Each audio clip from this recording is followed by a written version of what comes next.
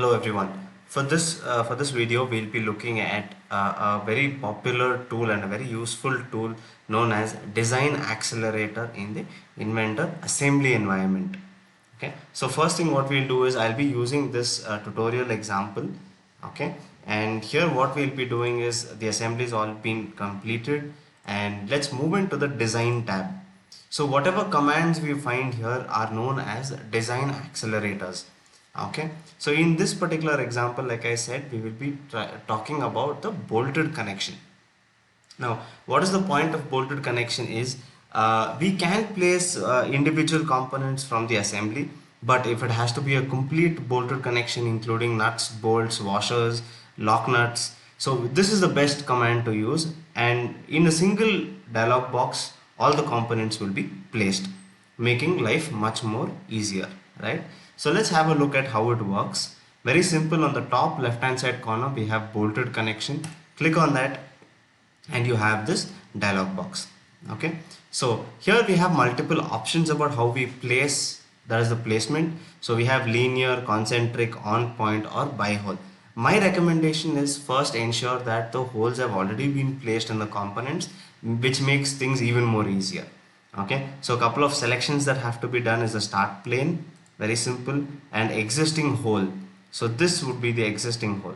Now, if the component has a pattern, that is if you would have done either a circular pattern or a rectangular pattern, you can just check this small option here called as follow pattern, and Inventor will automatically detect whether it is a circular pattern or a rectangular pattern and place the same bolts and bolted connection on all those occurrences. So termination plane is again very simple at the back of the assembly. Okay, once this is done, all we got to choose is we have to start selecting in our fasteners. So by default, if you see on the right hand side, there is a selected hole existing. So the hole is already in place. Above that, we have click to add fastener. So once we click on that, what it would do is it would open up the entire content center and specifically the bolts category. Okay, and we can select which type of bolt you would like, whether you want a hex head bolt, hex head flanged bolts, and whatever type of bolt you want. I will stick to ISO 4162. Post that, you will notice immediately that all 6 or 5 occurrences in this case have already been populated.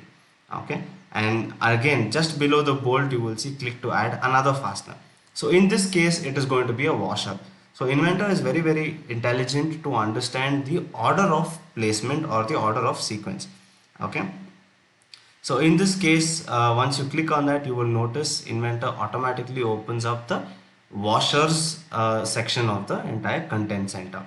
Again here you can choose which standard you want. In this case I'll take a plain washer, no complications there, and I'm good with one washer.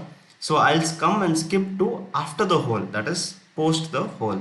So here again I have another fastener after the hole, and here again I can select, and if you notice by default it again brings up the washers, and in this case it is optional. If you want to skip washers you can go to nuts, but in this case I will add washers and let it just populate all the washers and basically open it up from the content center. Same plain washer here, and then right after the washer, Inventor is very clever enough to know it is the nuts that have to be placed. So it automatically opens up the nuts, and I can select this, and if I click on to add another fastener, you will notice again it opens up a nut, because most cases a lot of people would want to use a lock nut, right? So if you are okay with that, you can go ahead with that also. So in this case I can use a simple 4035. Okay, and then I can click on apply. Now before I click on apply, what I can also do is I can make it as a template. Okay, so in this case if you notice there's a small error that is coming up here that says bolt is not long enough for materials thickness. I'm sure everybody is aware in each standard or each standard of diameter there's a bolt length is limited. So in this case what I will do, I'll remove the lock nut, so that will pretty much sort out the error.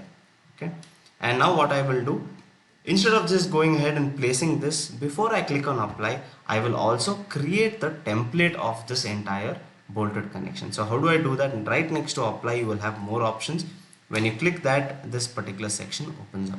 all I can do is click on add. So it will create a template in the above selected fasteners. I can give it a custom name or you can use the default name itself. Now if I click on apply, you will notice instantly all these bolts, nuts and washers are populated. In this case it is 5 numbers, and you can see nuts, bolts and washers as well. Now just to repeat the same thing on the bottom half, again bolted connection. Now that I've already created this as a template, all I have to do is select my start plane, select the hole, okay, select the hole and then select the termination plane. Of course click on follow pattern. Once I've done this, you will notice in the bottom area my templates library, this is active now.